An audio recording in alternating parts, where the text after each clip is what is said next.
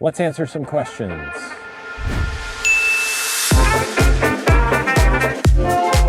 If this is your first time watching this YouTube channel, then it's about giving nomadic professionals the tools, resources, and permission to build meaningful, amazing connections everywhere they go, anywhere in the world.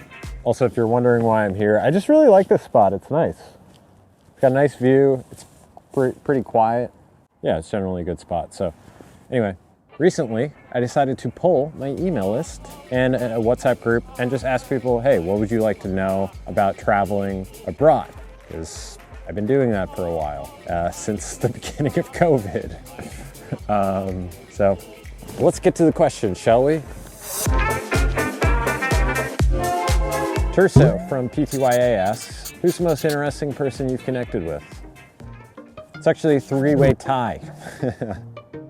Three of my friends from Kyoto, Arya, Danny, and Klo. It's actually pronounced like a Klo. It's really hard to pronounce. Arya, she's actually Buddhist priestess, and her family has been running temples all around Kyoto for the past hundreds of years, which is mind-boggling. I've been alive 30 years and it feels hard. Next up is Danny, and Danny's actually from Australia, but met his partner who's from Japan. They actually opened up a matcha in Kyoto, which quickly became one of my favorite locations in all of Kyoto.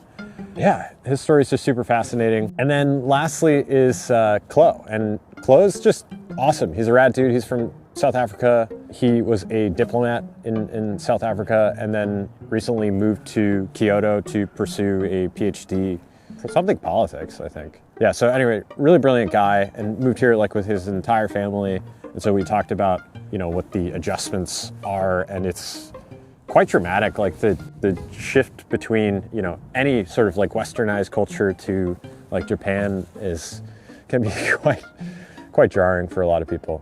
So those are three of the most interesting people I met. Obviously there are a lot of other super interesting people, but sorry with that. Ganga, let's say Ganga writes, what is the thing that surprised you most about the different places that you lived in the world? A couple things. This will be a three-parter answer, but one is just how easy it is to make friends if you try. I thought it was going to be really difficult. It's actually very easy if you're in the right communities and you put in some effort, because just automatically you're infinitely more interesting that you are not from that country often. I think that's number one. Two is just how much better life gets in a city the longer you've been there. We assume that, all right, if we're living in a city for a long time, it just gets boring. That's true to a degree. If you're not trying to expand your connections and learn more and really deepen your relationships, then I think that's more often the case. And, so there's a difference between just getting numb to life and actively building a life. And I found while traveling, it's pretty amazing just how much better relationship and life gets the longer in your place. You find connections better, life becomes easier because you understand the culture more, you understand the language better. There's just so many benefits to staying in a culture for a long time. And then the last piece is just how wildly different cultures are all over the world. I already knew this about Japan, which is, I think, a big part of the reason why I was so drawn to it.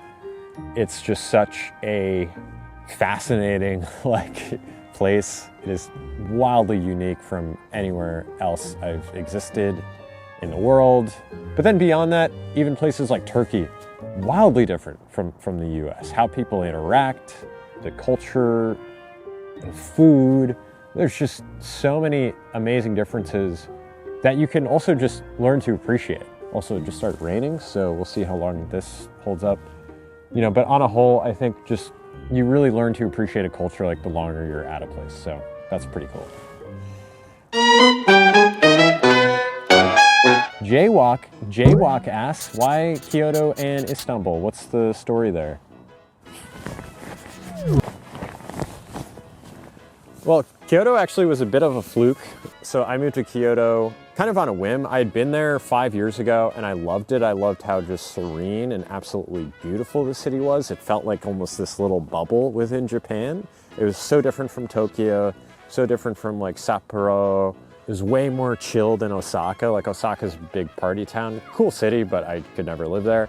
Kyoto just felt like a place that I could really live and build a life in. So I was like, yeah, it'd be cool to live there. And then moving to Istanbul. So what happened was towards the end of my stay in Kyoto, my visa was running out. It was in the middle of COVID, so I'd been able to live there for 6 months, but my visa was just about to expire. And so I was at a shisha cafe in the middle of Kyoto that was run by some Turkish owners, some Turkish gentlemen.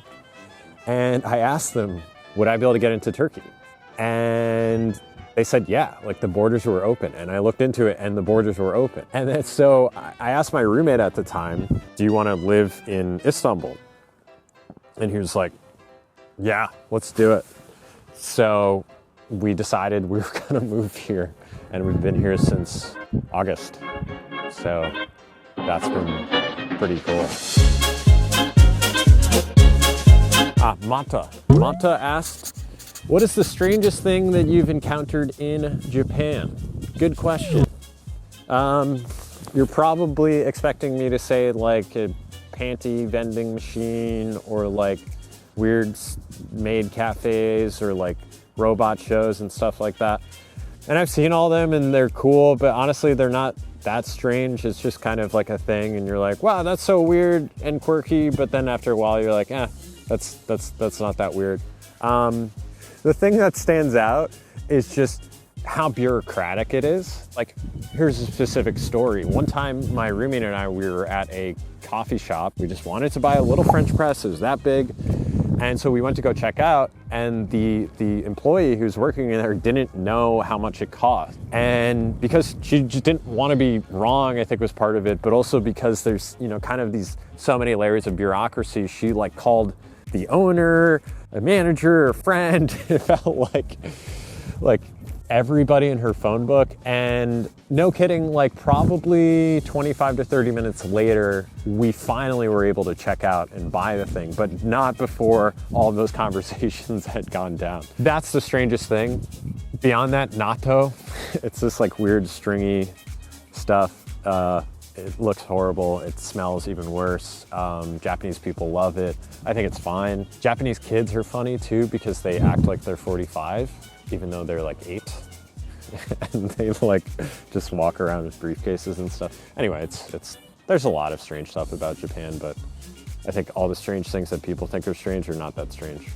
And then I'm just gonna go through some rapid fire questions because it's getting cold and my hands are freezing. Besides Craigslist and travel agencies, what other recommendations do you have for finding good long-term lodging? That's a good question, Ronald O.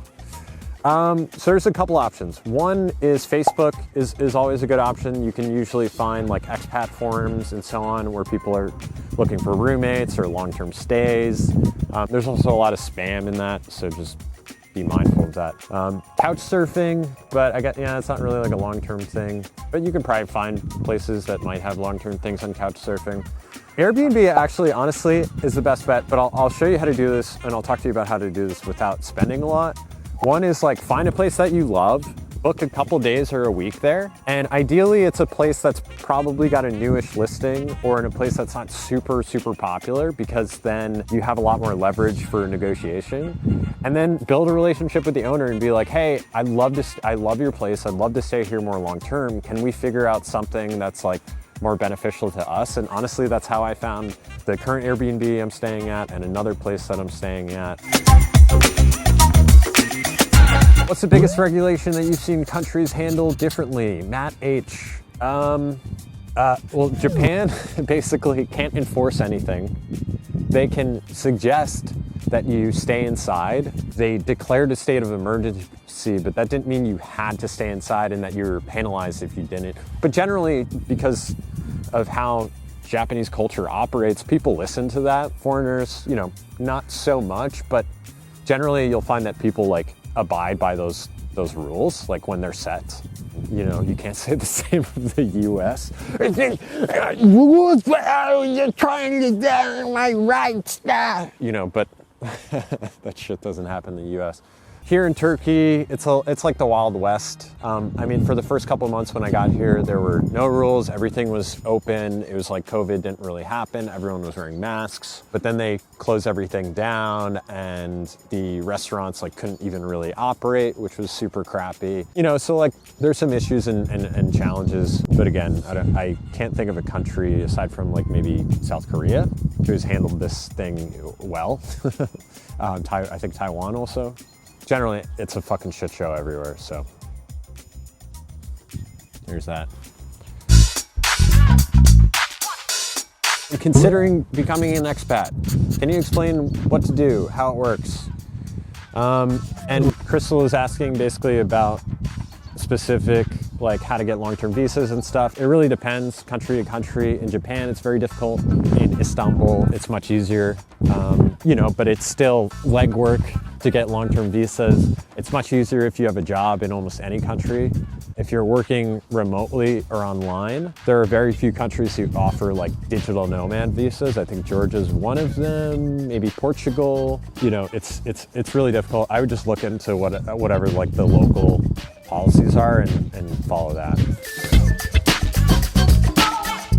This is Julia. Julia asked, stay arrived now in which you feel comfortable in what you're doing and what you're building. Nope, no, not a single day goes by where I question my everyday existence and sanity and what I'm doing with my life. So, no. This is from my friend Ian. How's it been getting to know languages given that you can't go to language schools? You can learn languages online. italki, Tutoroo, there are dozens of other channels and ways to do this. Those are really good, and that's a good foundation. But really, when it comes down to it, the easiest way to learn a language, at least how I've experienced it, is just speaking with other people locally. And the more you can do that, the easier it is. And if you live in the country, it becomes easier. And over time, you learn the language. Like, you know, Nihongo wa karimasu ka? You know, like, I know some Japanese. Biraz Türkçe biliyorum. You know, like, that's a little bit of Turkish. Like, I don't know a lot, but you pick up things over time just by talking to people. What's your favorite Turkish delicacy?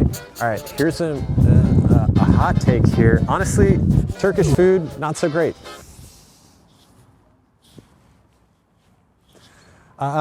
It's fine. Turkish delicacies, like snacks, fantastic. My favorite, Turkish Delight, the pistachio ones, not like the shitty like colored ones. Those are not good, to be honest. But the pistachio ones are freaking amazing. The other day, after a run, I ordered like 300 grams of them, and I quickly found out that that is the limit that your body can take in terms of sugar, because I think I almost died. Some heart palpitations is bad. Just how big of an influence was the broad stud abroad? This is from my friend Luke. Hey, Luke.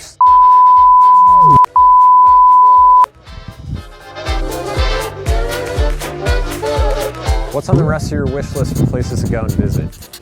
Let's go through it. South Korea, Indonesia, Hong Kong, Argentina, Chile, Brazil, Peru, Vienna, Moscow, South Africa, Marrakesh, UK, Scotland, Taiwan, and a bunch more.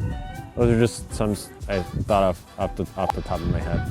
That's it. It's freezing. It's pouring rain out. I'm very cold. If you're still watching at this point though, then why not just subscribe? Because I'm gonna keep putting better and better videos out there that are about building meaningful connections and traveling. I think you'll find it interesting. All right, I'll see you later.